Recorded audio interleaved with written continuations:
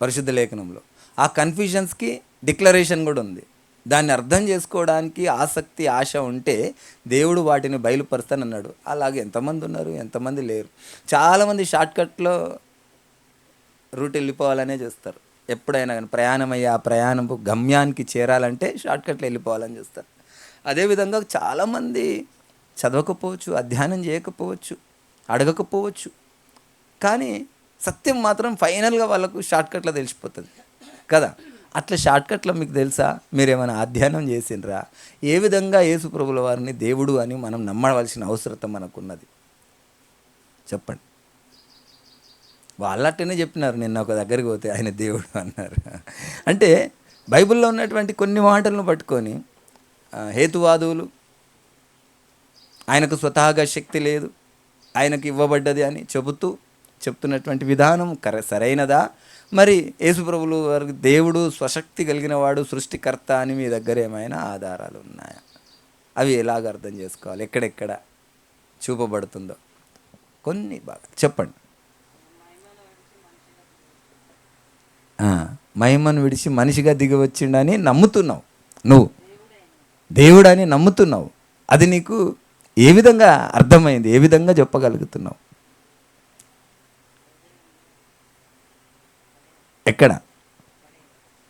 ఎక్కడుంది? నిన్నెవరైనా అడిగితే నువ్వు ఏమని చెప్పగలుగుతావు? ఎక్కడుంది? మీకేమైనా ఆయన పట్ల ఆశ ఉందా, ఆసక్తి ఉందా?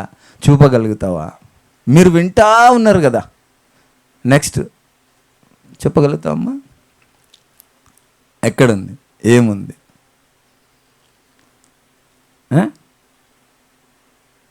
అమ్మా చెప్పగలుగుతారా? యేసు ప్రభుల వారు చెప్పలేరా? అట్లా అంటే ఎట్లా? మనం నమ్ముతున్నటువంటి మన దేవుడు ఆ సత్యాన్ని మనం తెలుసుకున్నటువంటి సత్యం మనం చెప్పలేకపోతే ఎట్లా?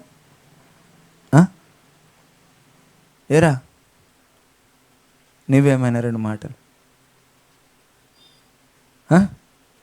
ఎక్కడైనా నీకు అర్థమైనవే చెప్పు, రెండు మూడు. నువ్వు తెలుసుకున్నవి, నువ్వు చెప్తున్నటువంటి, నువ్వు విన్నటువంటివే కొన్ని తెలియజేయి.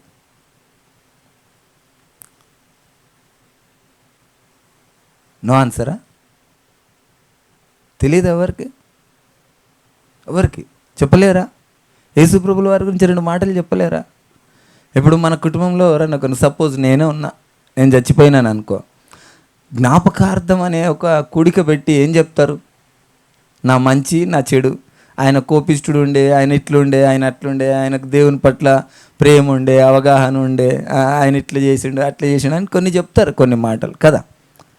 ఎందుకంటే తండ్రి కాబట్టి, మీరు ప్రేమించిండ్రు కాబట్టి, కొన్ని మీకు తెలుసు కాబట్టి చెప్తారు. మరి మీ తండ్రి అయిన దేవుడి కొరకు మీకు తెలియకపోతే, చెప్పలేకపోతే, మనం ఏమాత్రం దేవుని బిడ్డలుగా మనం పిలువబడుతున్నాం అనేది మనం ఆలోచించుకోవాలి. అవునా కాదా? మన దేవుని కొరకు మనము ఆయన కొరకు తెలిసి ఉండకపోతే మనం దేవుని బిడ్డలమే కాదు. దావీదును దేవుడు ఒక వర్ణనతో పోలుస్తుండే. ఏమని అంటున్నాడు? ఈయన ఎవరట? దావీదు హృదయానుసారుడు అంటే ఏంటి? అంత తెలుసు అనమాట ఇంకా దేవుని గురించి. మరి మీరు అలాగ లేకపోతే ఎట్లా? మీరు హృదయానుసారులుగా ఉండాలి కదా.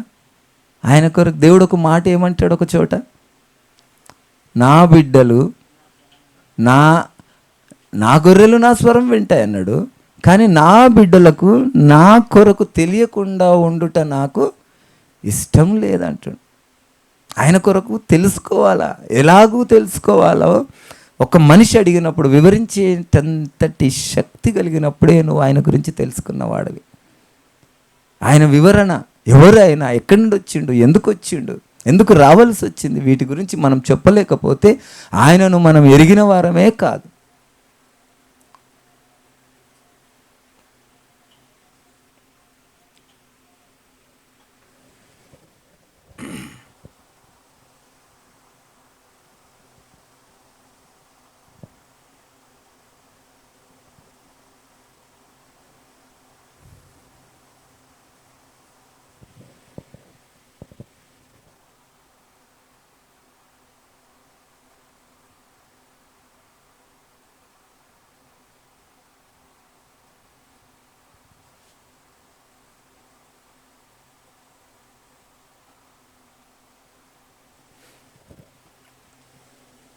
మత్తయి సువార్త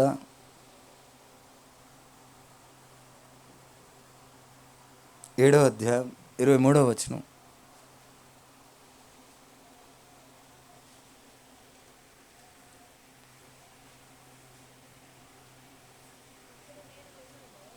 అప్పుడు నేను మిమ్మును ఎన్నడును ఎరుగను, అక్రమము చేయువారులారా నా యొద్ద నుండి పొండని వారితో చెప్పుదును. హల్లెలూయా.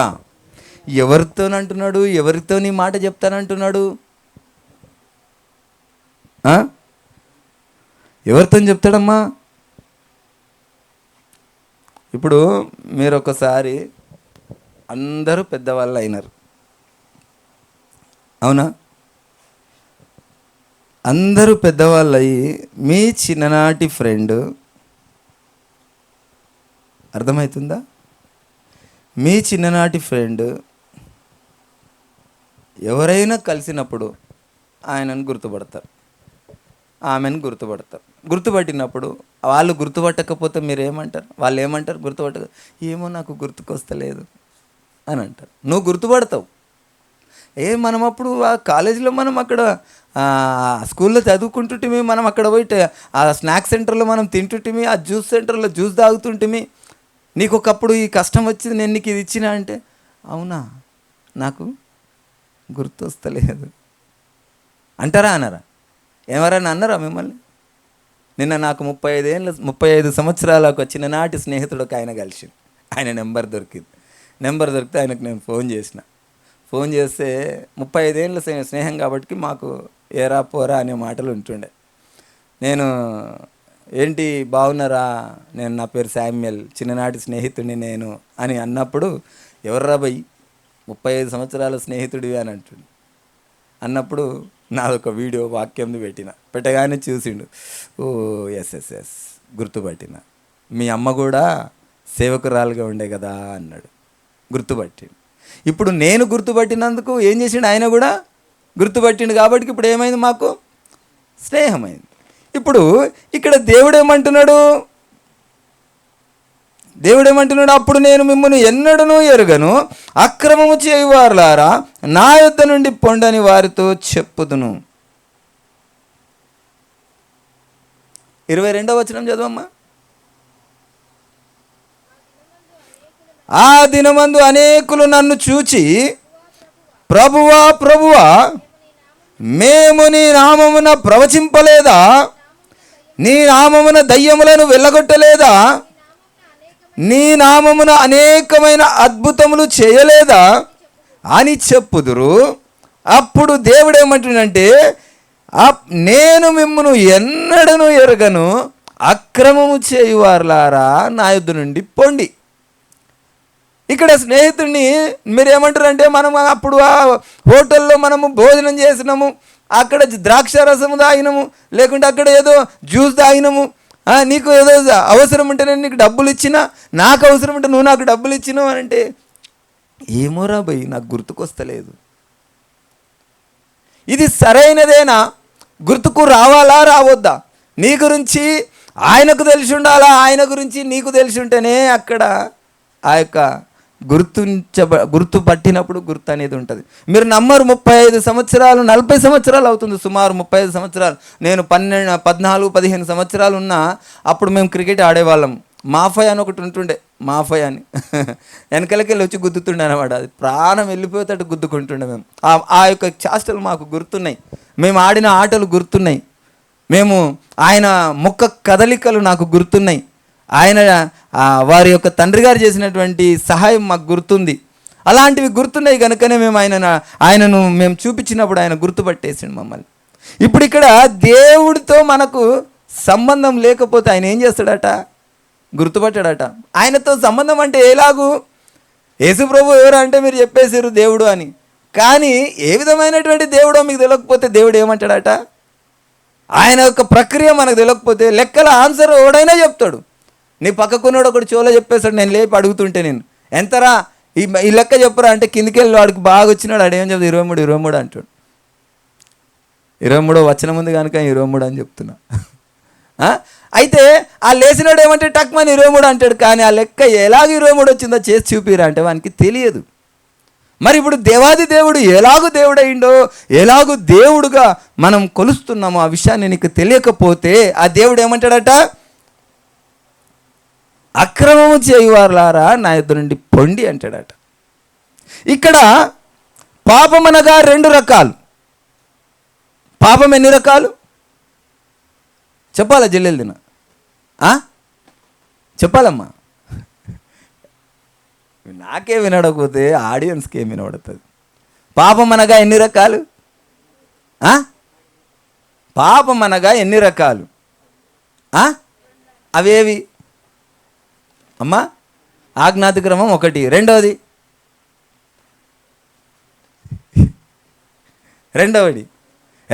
ఏంటి అంటే అవి కూడా ఆజ్ఞలే.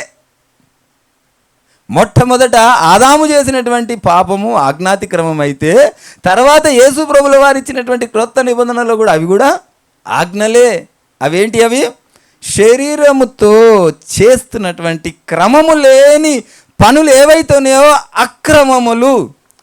చేయొద్దన్నవి చేయటము, చేయమన్నవి చేయకపోవటము అక్రమములు.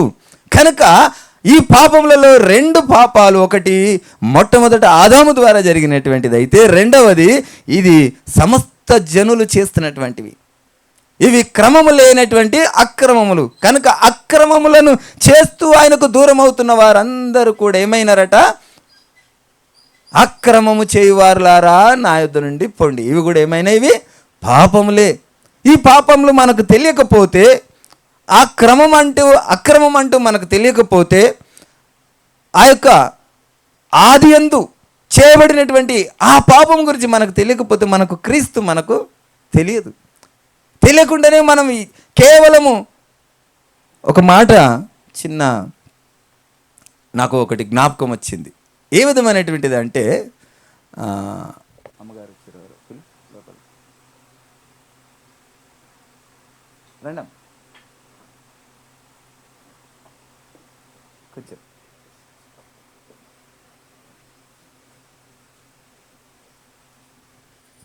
నాకు ఒక విషయం జ్ఞాపకం వచ్చింది. ఒక చిన్న పిల్లవాడు ఉంటాడు. ఆ చిన్న పిల్లవాడిని స్కూల్కి పంపిస్తారు. స్కూల్కి పంపించిన తర్వాత టెక్స్ట్ బుక్స్ ఉంటాయి కదా. కొత్తగా స్కూల్కి వెళ్ళిండు. సార్ చెప్పిండు, ఆయనకి ఏమని చెప్పిండంటే, భూమి గుండ్రంగా ఉన్నది అంటే పిల్లోడు బాగా పోయిన కొత్తల్ని అన్నీ నేర్చుకుంటూ ఇంటికి వచ్చిండు, బుక్ తెరిచిండు, భూమి గుండ్రంగా ఉన్నది. మాకు కూడా చెప్తుండే భూమి గుండ్రంగా ఉన్నదని. సాంఘిక శాస్త్రంలో ఏమైనా ఉంటుండే అప్పుడు 3వ తరగతి బుక్లో భూమి బల్లపరుపుగా ఉన్నదని ఒకసారి వస్తుండే. అయితే ఈయన పిల్లోడు వచ్చి స్కూల్ నుంచి ఇంటికి వచ్చిండు, టెక్స్ట్ బుక్ తీసిండు, చదువుతుండు, భూమి గుండ్రంగా ఉన్నది అని. వాళ్ళ నాన్న మంచిగా మందు తాగే మందు ప్రియుడు అనమాట. అయితే చదువుతుంటే, ఎవడురా నీకు చెప్పింది భూమి గుండ్రంగా ఉన్నదని? భూమి చూడంత బల్లపరుపుగా ఉన్నదిరా అని బెదిరించిండట. బెదిరిస్తే భూమి బల్లపరుపుగా ఉన్నది అని చదువుతుంటే స్కూల్కి వెళ్ళిండు. స్కూల్కి వెళ్ళిన తర్వాత మళ్ళీ స్కూల్లో చదవాల్సి వచ్చింది. చదివినప్పుడు అక్కడ ఏమనంట, భూమి బల్లపరుపుగా ఉన్నది అన్నాడంట. మాస్టర్ పిలిచి, నిన్న నీకేం చెప్పినారా, భూమి గుండ్రంగా ఉందంటే నువ్వు బల్లపరుపుగా ఉందని చదువుతున్నా కొట్టిండట. కొడితే మా నాన్న బల్లపరుపుగా ఉందని అంటే, మీ నాయనకేం తెలుసురా, నేనా సారు మీ నాన్ననా అని చెప్పి 2 కొట్టి భూమి గుండ్రంగా ఉందని చదివినట్టు. సరే అనేసిండు, భయపడ్డాడు. సరైందని రెక్టిఫై చేసుకుని ఇంటికి వెళ్ళాడు. మళ్ళీ భూమి గుండ్రంగా ఉన్నది ఇంట్లో చదువుతుంటే వాళ్ళ నాయన 1 మంత్ బెల్ట్ తీసుకొని వచ్చినంట. వచ్చి 2 కొట్టినట్టు. ఏమరా, ఎవడరా నీకు చదువు చెప్తుంది, ఫీజులు కట్టి నీకు అంత తప్పుడు సువార్త తప్పుడు చదువు చెప్తుర్రు, ఎవర్రా మీకు చెప్పింది, భూమి బల్లపరుపుగా ఉందిరా అని 2 కొట్టినంట. ఈ భయం అయిపోయింది, అక్కడ భయం అయిపోయింది. పిల్లోడు ఏం చేస్తాడు, ఎవరిని గెలవలేడు. ఏమంటుండట వాడు, ఇక ఎవరిని ఎదిరించలేక, ఇంట్లో బల్లపరుపుగా ఉంది, స్కూల్లో గుండ్రంగా ఉంది, ఇంట్లో బల్లపరుపుగా ఉంది, స్కూల్లో గుండ్రంగా ఉంది అన్నాడట. ఇప్పుడు ఏమైంది, ఎవరి భయం చేత, ఇక్కడ భయం చేత, తండ్రి భయం చేత ఏమో బల్లపరుపుగా ఉంది అంటుండు, సార్ భయం చేతనేమో గుండ్రంగా ఉంది అంటుండు. ఇప్పుడు మీరు భయం చేత కాదు కానీ ఉపదేశము చేత కేవలము బోధింపబడినట్టు. ఏ విధంగా బోధింపబడుతున్నారట అనేక జనులు. ఎఫెస్సీలకు రాసిన పత్రిక 4వ అధ్యాయం 21వ వచనం చదవండి అమ్మా.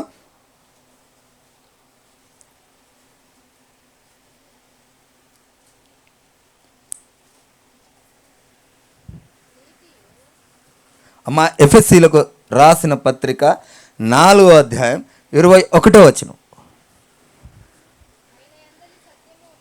ఆయన యందలి సత్యమున్నది, ఉన్నట్టుగానే ఆయన యందు ఉపదేశింపబడిన వారమైన ఎడల మీరలాగు క్రీస్తును నేర్చుకున్నవారు కారు. హల్లెలూయా. ఇక్కడ చాలామంది ఏం చేస్తారంటే ఉన్నది ఉన్నట్టుగానే, పరిశుద్ధ లేఖనంలో ఉన్నది ఉన్నట్టుగానే మనము చదవాలా, మనము నేర్చుకోవాలట. కానీ పరిశుద్ధ లేఖనం ఏమని చెప్తుంది?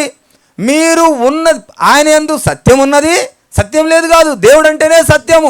ఆ సత్యం ఆయన యందు ఉన్నది, ఆయనది ఉన్నది ఉన్నట్టుగానే కనుక మీరు బోధింపబడిన ఎడల మీరు క్రీస్తును నేర్చుకున్నవారు కారు అని ఆ యొక్క దేవాది దేవుని యొక్క వాక్యం చెప్తా ఉన్నది. అయితే మరి మనం ఏం చేయాలా? ఉన్నది ఉన్నట్టుగా కాకుండా అంటే మనము దాని ఆంతర్యాన్ని మనము గ్రహించాలా, ఆ యొక్క మర్మాన్ని మనం గ్రహించాలా, మాటల మాధుర్యాన్ని మనం గ్రహించాలా. అక్కడ రాయబడినటువంటి మాటను ఉన్నది ఉన్నట్టుగానే కనుక చదివితే మనము ఆయనను గ్రహించలేము, ఆయనను వెంబడించలేము. ఉదాహరణకు ఒక మాట,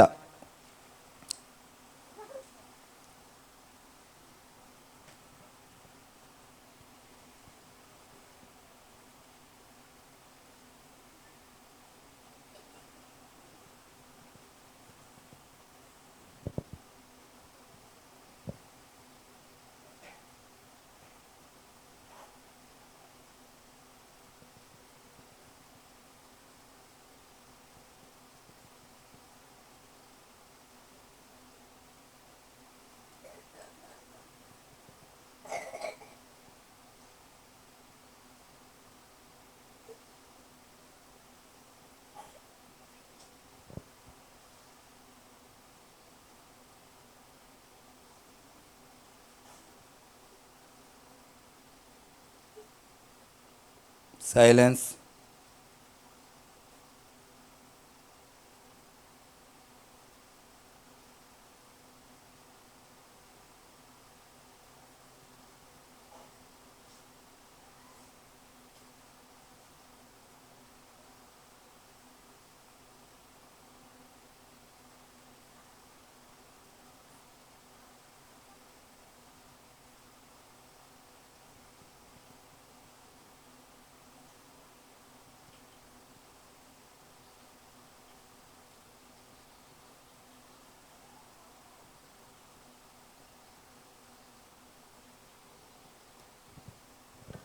మత్తయి సువార్త 28వ అధ్యాయం 19వ వచనం.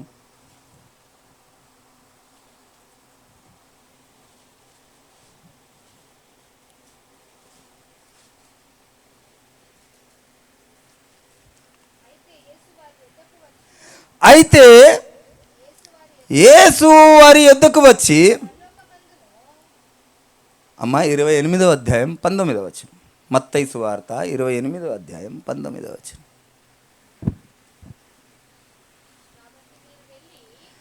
కాబట్టి మీరు వెళ్ళి సమస్త జనులను శిష్యులుగాను చేయుడి, తండ్రి యొక్కయు కుమారుని యొక్కయు పరిశుద్ధాత్మ యొక్కయు నామములోనికి బాప్తీసం ఇచ్చుచు. హల్లెలూయా. ఇక్కడ ఒక మాట రాయబడ్డది, ఏమనంటే కాబట్టి మీరు వెళ్ళి సమస్త జనులను శిష్యులుగా చేయుడి, తండ్రి యొక్కయు కుమారుని యొక్కయు పరిశుద్ధాత్మ యొక్కయు నామములోనికి బాప్తీసము ఇచ్చుచు. ఇంకా కింద చూస్తే అనేక విధంగా ఉంటాయి. అయితే ఇక్కడ దేవాది దేవుడు ఏమని చెప్పిండు? ఈ వాక్యమును మీరు అర్థం చేసుకునేటువంటి విధానము మీకు అర్థం కావాలి. ఎవరనొకరు ఇటు రండి బిడ్డ, నేను ఎట్లా చెప్తే అట్లనే చెప్పాలా అని ఈ పిల్లడితో నేను అన్నా. నేను ఎట్లా చెప్తే అట్లనే చెప్పాలి, నేను ఏది నువ్వు భయపడకూడదు, నేను చెప్పమన్నది నేను ఏదైతే చెప్తున్నా అదే చెప్పాలి, సరేనా? Praise the lord. బాగున్నావా? తిన్నావా? తిన్నా. ఏరా ఎప్పుడు వచ్చినావురా? ఎప్పుడు వచ్చినావురా? ఈ విధంగా నన్ను ఇప్పుడు నేను ఎప్పుడొచ్చినవరా అని నేను వీడిని అన్నా, వీడు నన్ను ఎప్పుడొచ్చినవరా అన్నాడు అనుకో, ఇది సరైన పదమా? ఇక్కడ రాయబడినటువంటి లేఖనం కూడా అంతే. ఈ లేఖనం కూడా ఏమన్నాడు? తండ్రి యొక్కయు కుమారుని యొక్కయు పరిశుద్ధాత్మ యొక్కయు నామంలోనికి బ్యాప్టిజం ఏమన్నాడు. అయితే ఇక్కడ నేనేమంటున్నా విని, ఏరా ఎప్పుడు వచ్చినవరా అన్న అంటే వీడేం చేసిండు? ఎప్పుడు వచ్చినవరా అని నన్ను అంటుండు. ఇది న్యాయమైన మాటనేనా? కనుక దీని మాధుర్యాన్ని తెలుసుకోవాలా. నేను పెద్దవాడిని కనుక నేనేమన్నా ఎప్పుడు వచ్చినవరా అని విన్నన్నా, వీడేం చేయాలా? ఇప్పుడే వచ్చిన తాతయ్య అనాలా. ఇది ఆ సెంటెన్స్కి ఫుల్ఫిల్. కానీ ఈ పరిశుద్ధ లేఖనంలో తండ్రి యొక్కయు కుమారుని యొక్కయు పరిశుద్ధాత్మ యొక్కయు నామములోనికి అన్నప్పుడు సేమ్ తండ్రి యొక్కయు కుమారుడి యొక్కయు పరిశుద్ధాత్మ యొక్కయు నామంలోనికి బ్యాప్టిజం ఇస్తున్నా అంటే ఇదే విధం సూచిస్తుందా లేదా? ఏరా అంటే వీడు నన్ను ఏరా అన్నట్టే ఉందాడా. ఈ మాధుర్యాన్ని అందుకే ఏమంటున్నాడు ఇక్కడ, మీరు యేసు క్రీస్తు యందు సత్యం ఉన్నది ఉన్నట్టుగానే మీరు బోధింపబడిన ఎడల మీరు క్రీస్తును నేర్చుకున్నవారు కారు. అంటే ఎలాగ నేర్చుకోవాలంటే ఆ మాధుర్యాన్ని, ఆ మధురాన్ని, ఆ యొక్క అర్థాన్ని మనం గ్రహించాలి. తండ్రి యొక్కయు కుమారుని యొక్కయు కూర్చోపోబిడ్డ తండ్రి యొక్కయు కుమారుని యొక్కయు పరిశుద్ధాత్మ యొక్కయు నామంలోనికి బ్యాప్టిజం ఇచ్చు అంటే ఆ నామం ఏ నామమ్మా? హల్లెలూయా. ఏ నామం అది?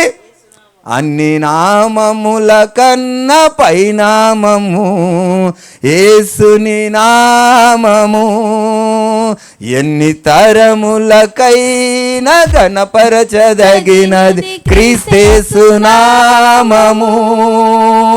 అన్ని నామముల కన్న పైనామము యేసుని నామము, ఎన్ని తరములకైన కనపరచదగిన క్రీస్తు నామము. యేసు నామము జయం జయము, సాతాను శక్తులు లయం లయము. యేసు నామము జయం జయము, సాతాను శక్తులు లయం లయము. హల్లెలూయా హోసన్నా హల్లెలూయా,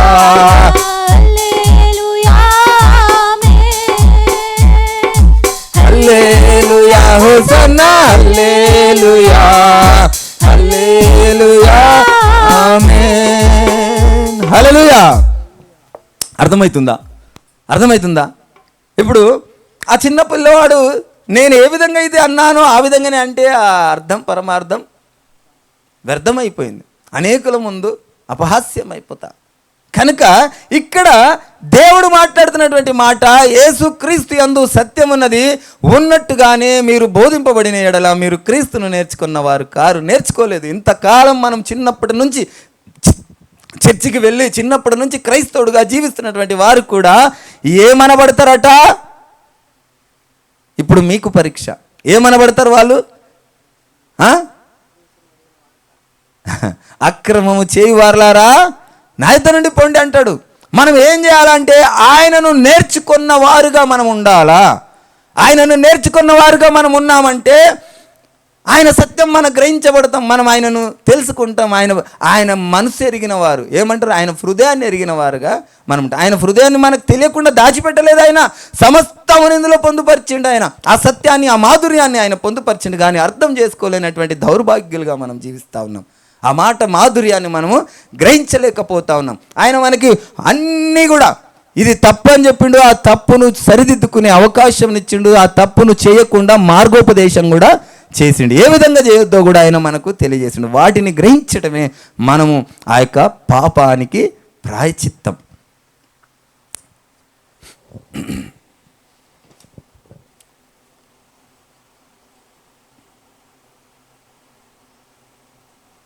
మొదటి యోహాను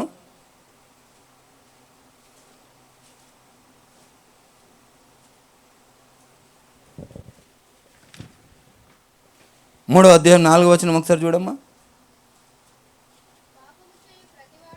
పాపము చేయు ప్రతివాడును ఆజ్ఞను అతిక్రమించును, ఆజ్ఞాతిక్రమమే పాపం. ఇక్కడ పాపం అనేది ఏమిటి? పాపం అంటే ఆజ్ఞను అతిక్రమించడమే పాపం అయిపోయింది. పాపం అనగా మనము ఆ వివరణ మనం చూసుకున్నాం. దయచేసి పిల్లలు దూరం ఉండాలా, వినే వాళ్ళను డిస్టర్బ్ చేయొద్దు వినేటప్పుడు. ఎందుకంటే మళ్ళీ మనం ఏదైనా మాట్లాడినప్పుడు ఆయన నేర్చుకున్న వాళ్ళం కాము అనే ఆ మాటను, నరులా మిమ్మల్ని నేను ఎరగననే మాట ఉండకుండా ఉండాలంటే మనం శ్రద్ధగా మనము వినాల. ఈ సమయం ఉన్నప్పుడే, ఆ తర్వాత మనకు సమయం రాదు. దేవుడు ఇచ్చినటువంటి ఈ సమయాన్ని మనం సద్వినియోగపరచుకోవడము ఆయనకు ఇష్టమైనటువంటి నడవడి. అందుకే దేవుడు ఏమంటాడు ఒక చోట, ఆది అందు వాక్యం ఉండెను, వాక్యమే దేవుడై ఉండెను. వాక్యము విన్నప్పుడు మనం దేవుడు మనతో మాట్లాడుతున్నాడని శ్రద్ధగా మనం వినవలసినటువంటి అవసరత మనకున్నది.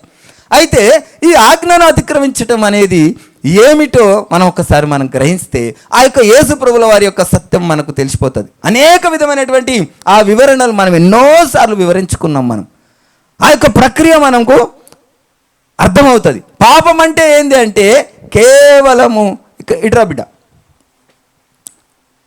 కొంచెం ఇటేమైనా చూపించగలిగితే చూపించండి.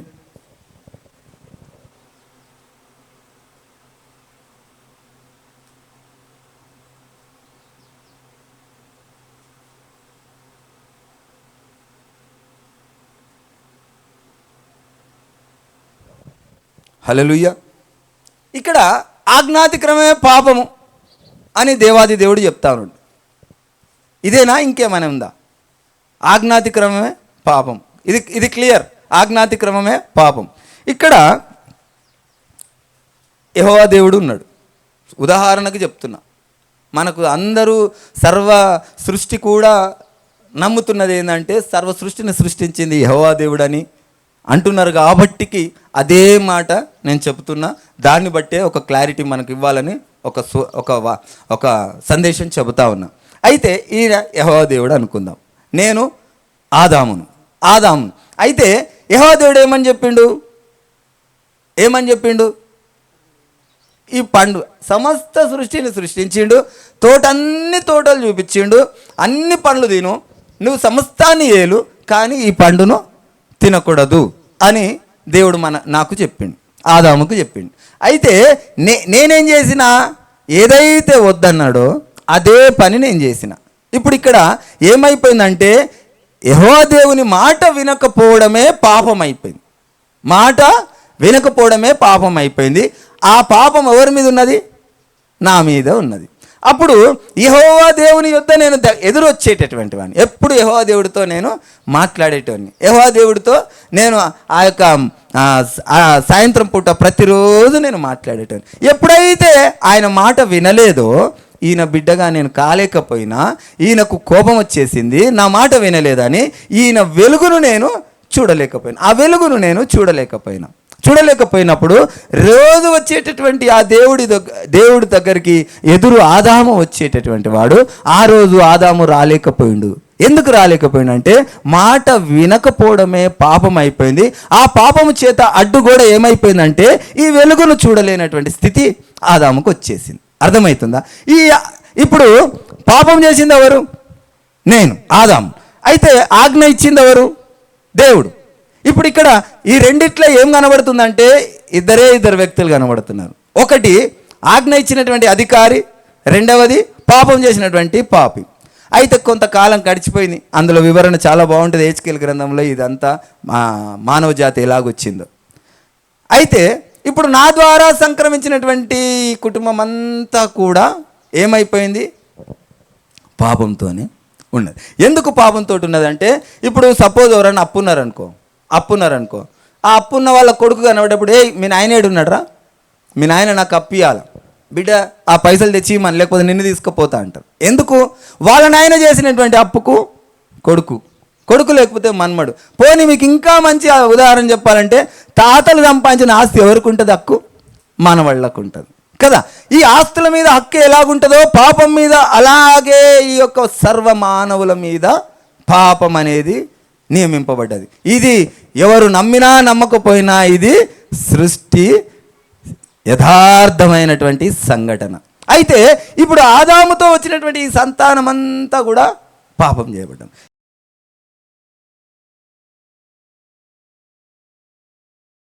గలరా? చెప్పాలి ఒక మాట. పాపం అంటే ఏంటంటే ఆయన మాట వినకపోవడమే పాపము. ఆయనలో పాపం లేదని ఎవరైనా అన్నారంటే అది ఏమన్నట్టుగా, అది ఫూలిష్నెస్. ఎందుకంటే ఆయనకు ఆజ్ఞ ఇచ్చేటోడు లేడు. ఆయననే సృష్టికర్త, ఆయననే సమస్తాన్ని సృష్టించినటువంటి సృష్టికర్త అయిన దేవుడు కనుకనే ఆయన ఏం చేసిండు, దీని మీద అంత హక్కు ఆయనకుంది కనుక ఇది తినొద్దు అన్నాడు. ఆయన సృష్టికర్త కనుక. అర్థమవుతుందా? పాపం అంటే ఏంటంటే మాట వినకపోవడమే పాపం అయిపోయింది. ఇప్పుడు పాపం లేదు అని ఎవరైనా ఒకరు ఏ పాపం లేదని చెప్పాలంటే ఎవరున్నారు ఇప్పుడు ఇంతమందిలో? మీకు అర్థం అవుతుందని నేను ఇట్లా ఎక్స్ప్లెయిన్ చేద్దామని చూస్తుంటే మీరు ఆలోచిస్తలేరు, ఆ యొక్క సమాధానం చెప్పడానికి మీరు ప్రయత్నిస్తలేరు. ఇప్పుడు ఆదాముదే పాపం చేసిండు, ఆదాముతో వచ్చినటువంటి సంతానం అంతా పాపం అయిపోయింది. ఇక్కడ ఈ గుంపులో పాపం లేని వాళ్ళు అంటే ఎవరు? దేవుడే కదా. అంటే పాపం అంటే ఏంది? పాపం అంటే ఏంది? ఆజ్ఞాతిక్రమం, అంతేగాని శరీర సంబంధమైనది కాదు. శరీర సంబంధమైన పాపాలు ఎప్పుడు వచ్చినాయంటే మానవ జాతి ఉత్పత్తి చెందుతున్నప్పుడు ఆ మానవ జాతి పరివర్తన కొరకు రాను రాను నియమాలు నిబంధనలు అనేటివి తర్వాత అయినాయి. కానీ మొట్టమొదట మాత్రం పాపం అనేది ఏంటంటే ఆజ్ఞాతిక్రమమే పాపం. మొట్టమొదటగా ఆజ్ఞాతిక్రమమే పాపం. అంటే ఏంటంటే ఆ దేవాది దేవుని యొక్క మాట వినకపోవడమే పాపము. ఆయన మాట వినకపోవడమే, ఆ సృష్టికర్తను మనము ఈయన అధికారి అని తెలిసి కూడా ఆయన మాట వినకపోవడమే పాపం అయిపోయింది. అప్పుడు ఏమైపోయిందంటే దేవుడు సృష్టించినటువంటి ఈ సృష్టి మీద అధికారము ఎవరికి ఇచ్చేసినామంటే దేవుడు ఏం చేసిండు, ఫస్ట్ ఈ సృష్టిని అంతా సృష్టించి మానవుడు ఆదాంకి ఇచ్చేసిండు. ఇదంతా నీకే, నువ్వు దీన్ని ఏలు, దీని పండులు తిను, దీన్ని సేద్యపరచుకో, కేవలం ఈ పండు ఒకటే తినకు అన్నాడు. సాతాను గాడు వచ్చి ఏం చేసిండు, ఇది నిజమా అని అబద్ధం చెప్పిండు. ఇది నిజమా అని అడిగి అబద్ధం చెప్పేసిండు. ఆ అబద్ధానికి, ఆ అపవాది మాట విన్నందుకు మనం ఎవరి పిల్లలమైనాం? ఇప్పుడు సాతాను పిల్లలమైనాం. ఎందుకు సాతాను పిల్లలు అంటే వాడి మాటను నమ్మినాము, వాడి మాట విన్నాము కనుకనే మనం సాతాను పిల్లలమైనాము. అంతే. ఇక్కడ మాట కొరకే కేవలము. అసలు పిల్లలం అంటే ఏంటంటే ఒక అధికారాన్ని ఒప్పుకోవటమే పిల్లలు అని. ఇప్పుడు ఒక సీఎం ఉన్నాడు అనుకో, సీఎంని ఏమంటారు, నీ పిల్లలుగా ఆయనను సంబోధిస్తారు. అంటే పిల్లలు అంటే ఏంది, శరీర సంబంధమైంది కాదు, ఒక తండ్రి స్థానంలో ఉన్నారని, ఒక పెద్ద అధికారంలో ఉన్నవాడిని ఏమంటారు అంటే ఒక తండ్రి స్థానాన్ని. ఒక సంఘ కాపరిని కూడా ఏ దాంతో సంబోధిస్తారు, ఒక తండ్రి స్థానాన్ని సంబోధిస్తారు. ఎందుకంటే ఆయన దేవుని దగ్గర అందరి కొరకు క్షేమయోగముల కొరకు ప్రార్థించే వ్యక్తి కాబట్టి ఆయనను తండ్రితో సంబోధిస్తారు. అలాగుననే అపవాదిగాడు ఏమైందట, అధికారి అయిపోయినప్పుడు ఏమవుతుంది, మనము వాడి పిల్లలుగా మనం అయిపోయినాం, వాడు మనకు తండ్రి అయిపోయాడు. ఇప్పుడు దేవాది దేవుడు సృష్టించిన సృష్టికర్త అధికారం మనకిస్తే ఆ అధికారం తీసుకుపోయి ఏం చేసినాం, మనం అపవాది చేతిలో పెట్టేసినాం. ఇప్పుడు ఈ దేవాది దేవుడు మనల్ని క్షమించమని అడగాలంటే ఆయన దగ్గరికి మనం పోవాలి. మొట్టమొదట దేవా నాకు తప్పు అయిపోయింది, నన్ను క్షమించమని అనాలంటే తప్పు అయిపోయింది. ఆ యొక్క పాపం వెలుగును చూడలేక మనము ఎంతో దూరం అయిపోయినాం, ఆయన దగ్గరికి దరిదాపులో కూడా పోతలేం, మన మాట కూడా వినబడినటువంటి స్థితిలో మనం ఉన్నాం. ఇప్పుడు ఏం చేయాలా? దేవుని మనం చూడడానికి ఇంకా మనకు మార్గమే లేదు. ఆయన వెలుగు చూసేటటువంటి పరికరం మన దగ్గర లేదు, ఆ పవిత్రత మన దగ్గర లేదు, ఎందుకంటే మనం మాట వినలేదు. ఇప్పుడు ఏం చేయాలంటే దేవుడే ఏం చేసిండు, ఆయన మహిమను విడిచిపెట్టేసిండు. మనము ఆ పాపం చేత మనము ఈ లోకంలో దూరం అయిపోయినప్పుడు ఈ దేవుడే ఆయన మహిమను విడిచి శరీరధారిగా ఈ లోకానికి వచ్చిండు. ఎందుకంటే ఇప్పుడైనా గుర్తుపట్టండి రా బాబు, నేను మీకు సృష్టిని సృష్టించి మీకు నేను చేతికి అప్పగిస్తే మీరు నా మాట వినకుండా అపవాది మాట విన్నారు. ఇప్పుడైనా గుర్తుపట్టండి. గుర్తుపట్టి ఏమడగండి, ఆనాడు చేసిన తప్పును ఈనాడు క్షమించమని అడగండి, మిమ్మల్ని నేను క్షమించి మీకు రెండవ మరణం లేకుండా చేస్తాననేసి దేవుడు చెబుతా ఉన్నాడు. ఆ యేసయ్య శరీరధారిగా అందుకే వచ్చిండు. ఎందుకు వచ్చిండంటే మనము ఆ చేసిన పాపాన్ని మనము అది ఒప్పుకోవడానికి ఆయన మహిమను చూడలేక దూరం అయిపోయినాం. మనం ఆయన దూరం అయిపోతే ఆయననే రావాల్సి వచ్చింది తిరిగి క్షమించమని అడగడానికి. ఒకవేళ నేను ఈ మహిమను విడిచిపెట్టి వస్తే వాడు గ్రహించి నన్ను గుర్తుపట్టి క్షమించమని అడుగుతాడేమో, అడిగిన ప్రతి ఒక్కరికి నేను క్షమించేస్తా అని ఆయన వస్తే దేవాది దేవుణ్ణే గుర్తుపట్టకుండా మనం ఏం చేస్తున్నాం, సిలువ వేస్తున్నాం. ఎలాగో సిలువ వేస్తున్నాం అంటే ఈయన దేవుడు అని గుర్తించకపోవడమే సిలువ వేసినట్టు. ఆనాడు ఆ సృష్టికర్త అయినటువంటి ఆ దేవుని మాట వినక అపవాది మాట వినడం ఏ విధమైనటువంటి పాపము. ఈరోజు యేసు ప్రభుల వారు దేవుడని గుర్తించకపోవడం కూడా పాపమే అని ఆ యొక్క దేవుని వాక్యం చెప్తా ఉన్నది. ఇక్కడికి వచ్చేసరికేమో ఆజ్ఞాతిక్రమే పాపం అయిపోయింది.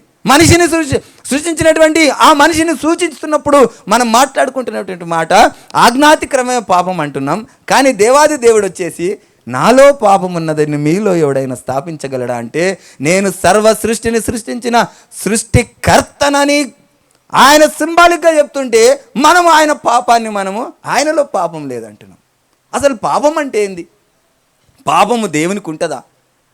ఎందుకంటే ఆయన సృష్టించిన సృష్టికర్త, ఆయన అధికారి అయినటువంటి దేవుడు, ఆయనకి ఇంకా అధికారి లేడు, ఆయనకు ఎవరు ఆ ఆజ్ఞనిచ్చేటోడు లేడు. ఆయనకు పాపం ఎట్లుంటుంది? ఆజ్ఞాతిక్రమే పాపం అన్నాక ఆయనకు పాపం ఎట్లుంటుంది? అసలు పాపం అంటే ఏంది? ఇంకొక విషయం, రెండోది పొబిడ కూర్చో.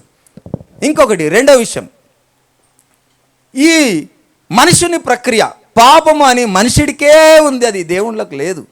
దేవునికి లేదు పాపం అనేది. ఎందుకు లేదు అని అంటే, దేవాది దేవుడు ఏం చేసిండు? మనిషిని మట్టితో చేసిండు. దేవాది దేవుడు ఎవరంటే ఆకాశం ఆయన సింహాసనము, భూమి ఆయన పాదపీఠం. ఆయనను చూడలేము.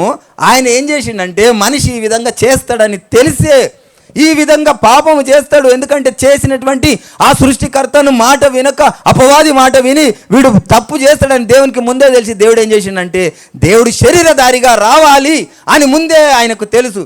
ఆయనకు జరుగుతున్నది తెలుసు, జరిగేది తెలుసు, జరగబోయేది తెలుసు. కనుక ఆయన సర్వాధికారి అయిన దేవుడు. ఆయనకు తెలుసుకున్న ఆ క్షణమే ఏం చేసిండంటే మనిషి అవతారంలో ఆయన కనబడి, ఆయన అవతారంలో వచ్చి మనిషిని సృష్టించిండే కానీ ఆయన పరిపూర్ణమైనటువంటి మనిషిగా అప్పుడు మార్చబడి, ఆయనకు అప్పుడు రక్తమాంసాలు లేవు.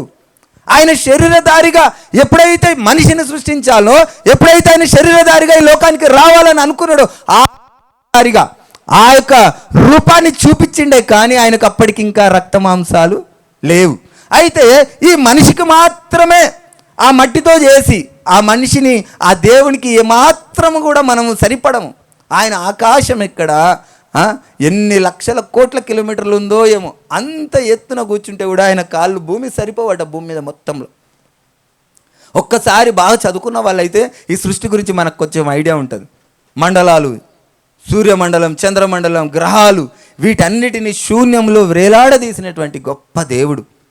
ఆ శక్తిమంతుడికి మనం ఎక్కడ ఆ యొక్క స్త్రీతో వివాహం అని చెప్పుకోవడం ఎంతవరకు న్యాయం? ఆ దేవునికి ఈ స్త్రీలకు ఈ పురుషులకు సంబంధం లేదు. ఆ దేవుడు కేవలం మనిషికి మాత్రమే పెట్టినటువంటి ఈ ప్రక్రియను దేవునికి మనం అనుపాదించుకోలేం. అర్థమవుతుందా? దేవుడు ఈ బలహీనత, ఈ యొక్క సృష్టి కార్యము దేవునికి లేదు. ఒకవేళ నిజంగా దేవునికే ఉంటే, యేసు ప్రభుల వారు దేవుని కుమారుడు అయితే ఇప్పటి వరకు ఈ ప్రపంచ జనాభా లెక్క ఎంత తెలుసా? ఇప్పుడు ఉన్నది ఎంత?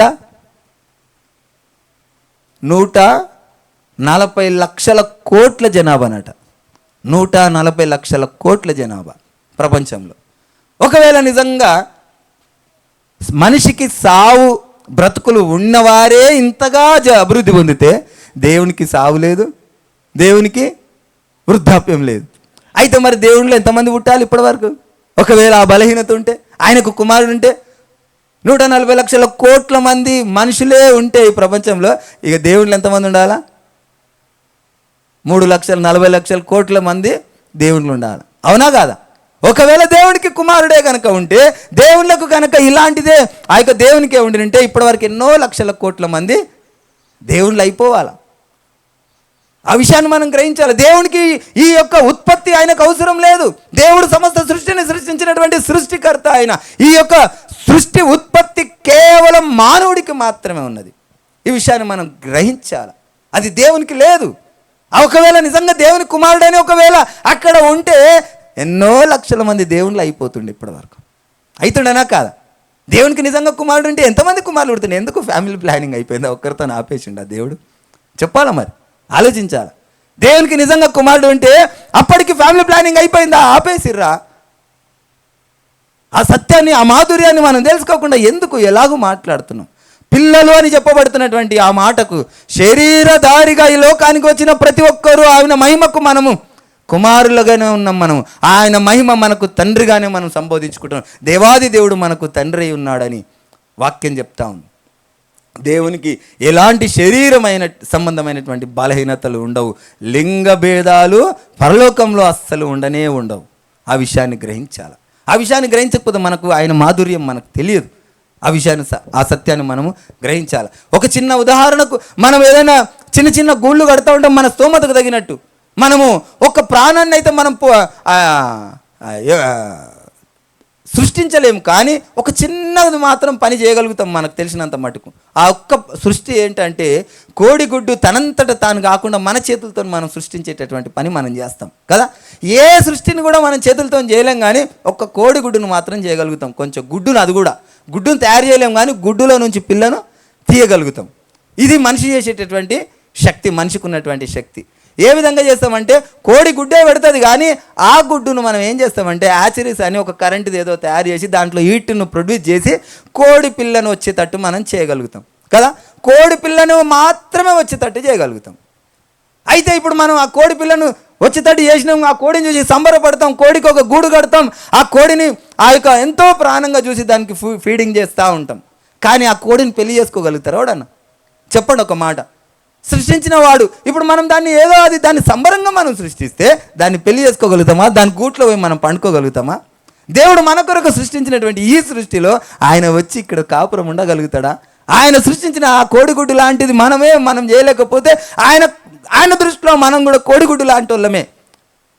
ఆ కోడిగుడ్డుతో ఆయన కాపురం చేయగలుగుతాడా? ఇది అసలుకి దానికి దీనికి ఏమైనా సంబంధం ఉందా? ఆ విషయాన్ని మనం గ్రహించాలి. ఇది కేవలము ఆ కోడిగుడ్డుకు మాత్రమే సొంతమైనట్టు, మనిషికి మాత్రమే సొంతం. ఇది ఆ దేవునికి మాత్రం ఇది ఏమాత్రం అనుపాదించలేం. ఆయన సృష్టికర్త, ఆయన ఒక్కడే దేవుడు, ఆయన నిజమైన దేవుడు. ఆయన శరీరధారిగా ఈ లోకానికి రావలసి వచ్చింది. ఆ విషయాన్ని మనం గ్రహించాలి. ఆయన శరీరధారిగా ఎలాగూ వచ్చిండో ఒకసారి మనం చూసుకుందాం.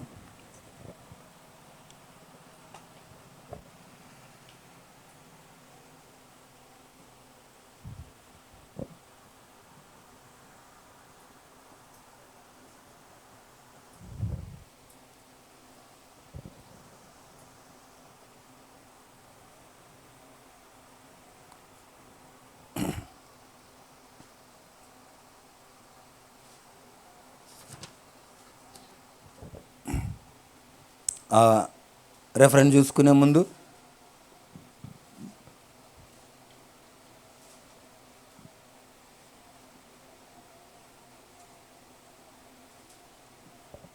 కీర్తనల గ్రంథం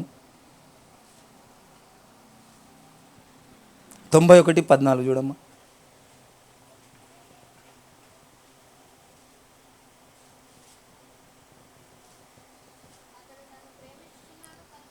అతడు నన్ను ప్రేమించుచున్నాడు గనుక నేనతనిని తప్పించెదను. అతడు నా నామమును ఎరిగినవాడు గనుక నేనతనిని గణపరిచెదను. హల్లెలూయా. ఈయన ఎవరట? ఈయన ఏం చేస్తున్నట? ఆయనను ప్రేమిస్తున్నాడట. ఆయన నామాన్ని ఎరిగినవాడట. ఆయన నామాన్ని ఎరగాలంటే ఎలాగెరగాల? ఎలాగెరగాలమ్మా?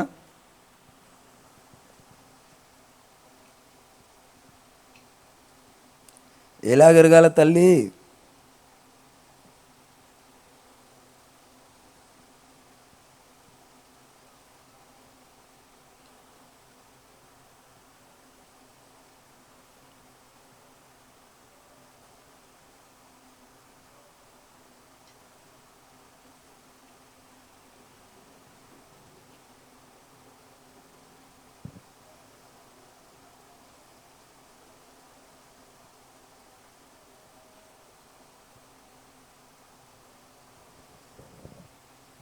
యోహాను సువార్త 17:3 చూడండి.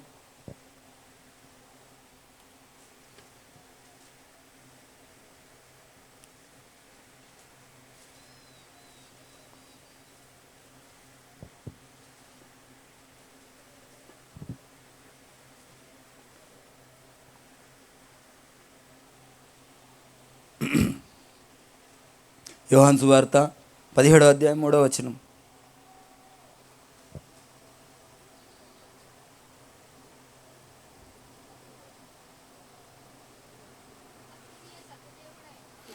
అద్వితీయ సత్యదేవుడైన నిన్నును నీవు పంపిన యేసు క్రీస్తును ఎరుగుటయే నిత్య జీవము. ఎలాగెరగాలట? ఎలాగెరగాల? అద్వితీయుడు. మీకు ఇంతకుముందుకే చెప్పిన అద్వితీయం అంటే ఏంటి? అద్వితీయం అంటే ఏంటి?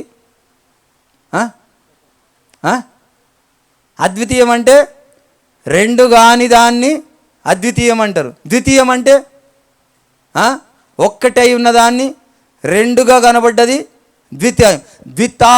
ద్విపాత్రాభినయం. ద్విపాత్రాభినయం ఒక్కడై ఉన్నవాడిని ఇద్దరుగా చూపించడము ద్విపాత్రాభినయం. అద్వితీయుడు అంటే ఇద్దరుగా కనపడి ఒక్కడై ఉన్నవాడిని అద్వితీయుడు అంటారు. ఒక్కడై ఉన్నవాడు ఇద్దరుగా కనపడము అద్వితీయుడు. అందుకే ఇక్కడ ఏమంటుండు? అద్వితీయ సత్యదేవుడవైన నిన్నును నీవు పంపిన యేసు క్రీస్తును ఎరుగుటయే నిత్య జీవం. వీరిద్దరు ఎవరు అని ఎరగాలంటే ఆయన తండ్రి అని ఈయన కుమారుడు అని ఎరగటం కాదు. ఇద్దరిని ఎరగాల. అద్వితీయుడైన సత్యదేవుని ఎరగాల. ఆ ఎరిగినప్పుడే ఆ యొక్క సత్యం మనకు బయలుపరచబడుతుంది.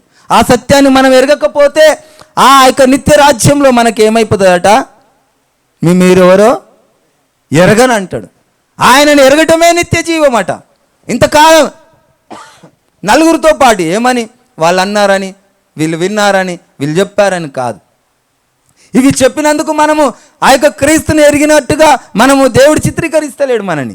ఏమంటుండు? అద్వితీయ సత్యదేవుడైన నిన్నును నీవు పంపిన క్రీస్తును ఎరుగుటయే నిత్య జీవం. ఎలాగూ ఎరగాలంటే ఆయన కొరకు పూర్తి అవగాహనతో, ఆయన యొక్క బలాన్ని, ఆయన యొక్క శక్తిని, ఆయన వచ్చిన విధానాన్ని మనం ఎరగకపోతే మనము నిత్య జీవంలోనికి రాము. ఇక్కడ ఏమంటుండు? మంచి ఆయన క్లియర్గా చెప్తుండు. నిత్య జీవం అంటే ఏంది అంటే ఆయన పంపినటువంటి క్రీస్తును ఎరుగుటే.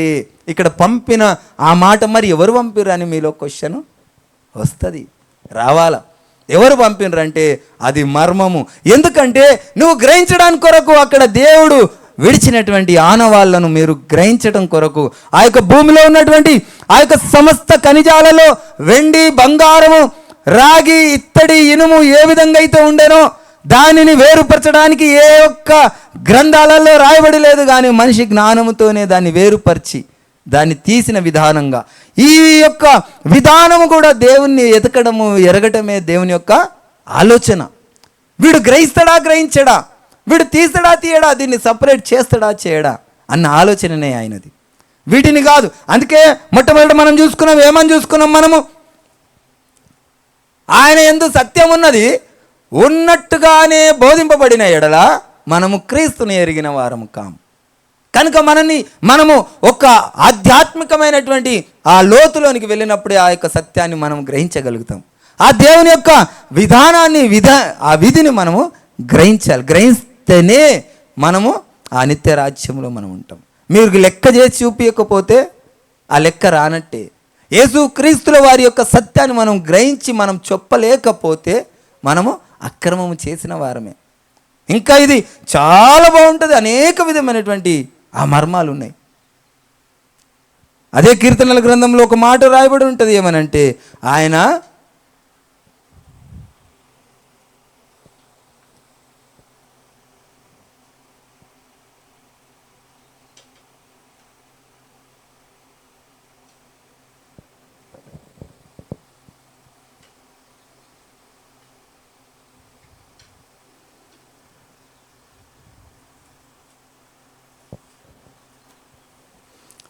రెండవ దశలోనికాయలు 3వ అధ్యాయం 6వ వచనం చూడండి.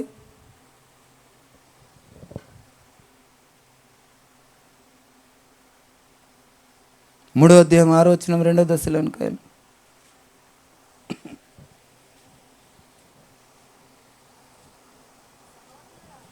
సహోదరులారా, మా వలన పొందిన బోధ ప్రకారము కాక అక్రమముగా నడుచుకొనుచు ప్రతి సహోదరుని యొద్ద నుండి తొలగిపోవలనని మన ప్రభువైన యేసు క్రీస్తు పేరట మీకు ఆజ్ఞాపించుచున్నాము. ఏ విధంగానట? యేసయ్య శిష్యులు ఎవరు?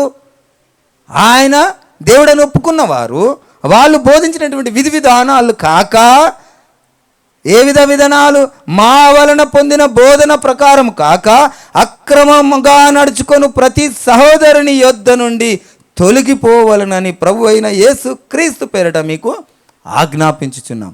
దేవుడిచ్చినటువంటి ఉపదేశమును గాక మనము వేరే విధానాన్ని ఎవరైనా బోధిస్తే, అర్థం కాని వాళ్ళు అర్థం అయినట్టు వారు చెప్పుకుంటే, యేసు ప్రభుల వారు ఎలాగో అర్థం కావాలో ఆయన సృష్టికర్త అయిన దేవుడు అని అర్థం కాకపోతే అంతా వ్యర్థమే. 2వ యోహాను 1వ అధ్యాయం 7వ వచనం చూడండి అమ్మా. యేసుక్రీస్తు శరీరధారి అయి వచ్చెనని ఒప్పుకొనని వంచకులు అనేకులు ఉన్నారు ఈ లోకంలో. యేసుక్రీస్తు శరీరధారి అయి వచ్చెనని ఒప్పుకొనని వంచకులు అనేకులు ఉన్నారు. అదేవిధంగా 1 యోహాను 4వ అధ్యాయం 2వ వచనం చూడమ్మా.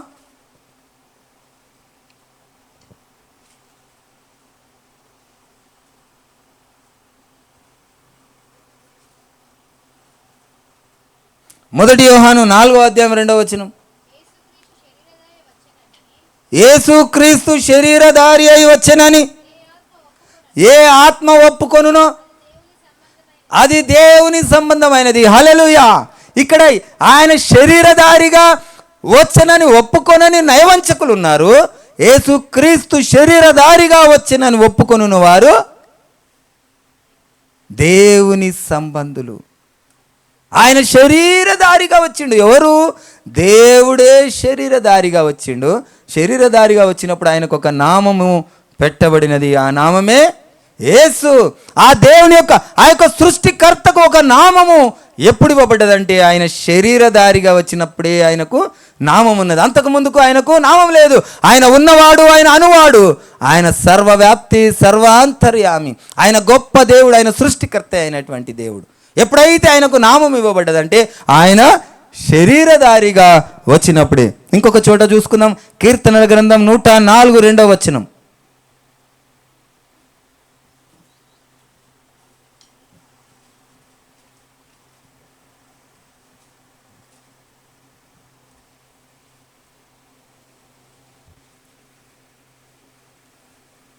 కీర్తనలు 104 2. వస్త్రము వలె వెలుగును నీవు కప్పుకొని ఉన్నావు, తెరను పరిచినట్లు ఆకాశ విశాలమును నీవు పరిచి ఉన్నావు. హల్లెలూయా. ఇక్కడ దేవుడు వెలుగై ఉన్నాడు. ఆ వెలుగును ఏమైందట? ఆయన ఎలాగ చేసిండట? వస్త్రము వలె వెలుగును కప్పుకొని ఉన్నాడట. ఆయన వస్త్రము వలె ఆయన వెలుగును, ఆయన మహిమను కప్పుకొని ఉన్నటువంటి దేవుడు ఇక్కడ ఏమైందట? శరీరధారిగా, ఆయన మహిమను విడిచి శరీరధారిగా వచ్చిండు. ఆయన మహిమను విడిచిండా? ఆయనకు మహిమ, ఆయన శరీరధారిగా ఆయన మనిషి అనుకుంటున్నారు. ఆయన ఎలాంటి స్వభావం కలిగిన వాడంటే ఆయన మహిమను వస్త్రము వలె విప్పగలడు, కప్పగలడు, కప్పుకొనగలడు.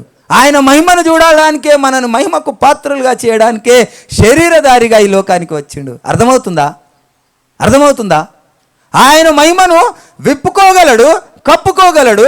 ఆయన మహిమను, ఆయన వెలుగును వస్త్రము వలె కప్పుకున్నాడట. ఆ విషయాన్ని మనం అర్థం కాక అనేక విధమైనటువంటి వ్యర్థమైనటువంటి ఆ లోకంలోనికి నడిచేటటువంటి ఉపదేశము చేస్తున్నటువంటి వారు అనేకులు. ఇక్కడ రాయబడ్డది కదా, ఏమని రాయబడ్డది? యేసుక్రీస్తు శరీరధారి అయి వచ్చనని ఒప్పుకొనని నయవంచకులు అనేకులు ఉన్నారట లోకంలో. కానీ దేవాది దేవుడు చెప్తున్నటువంటి మాట, ఆ సత్యమైన మాట, ఆయన మహిమను విడిచిన దేవుడు మహిమను విడిచి మానవుడుగా శరీరధారిగా ఈ లోకానికి దిగి వచ్చిండు. ఆయన మహిమను ఎలాగంటే ఆయన వెలుగును కప్పుకోగలడు, విప్పుకోగలడు. ఆయన సర్వశక్తిమంతుడైన దేవుడు. హల్లెలూయా. కనుక యేసు ప్రభు ఎవరమ్మా? ఆయననే ఈయన. ఆయన మహిమను విడిచినటువంటి దేవుడు, సృష్టికర్త అయినటువంటి దేవుడు శరీరధారిగా ఈ లోకానికి మహిమను విడిచి వెలుగును కప్పుకొన్నటువంటి ఆ వెలుగును విప్పి శరీరధారిగా రక్త మాంసముల కొరకు శరీరధారిగా ఈ లోకానికి వచ్చిండు. ఆయనకు ఈ సృష్టిలో సంబంధం ఏమీ అవసరము లేదు. ఆయనకు సృష్టిని ఉద్భవించడానికి ఆయన ఇంకా దేవుళ్ళను పుట్టించవలసినటువంటి అవసరత లేదు. ఆయన ఒక్కడై ఉన్న దేవుడు. ఆయనకు ఒకవేళ వివాహం కావాలంటే అనేక మంది దేవుళ్ళు పుడుతుండే, ఆ దేవుడికి కుమారుడు ఉంటే అనేక మంది కుమారులు ఉంటుండే. ఆయనకు లింగ భేదం లేదు. ఆయన సర్వ సృష్టికర్త. ఇది కేవలం ఈ లింగ భేదం మనిషికి మాత్రమే. ఇది కేవలం మనిషికి మాత్రమే.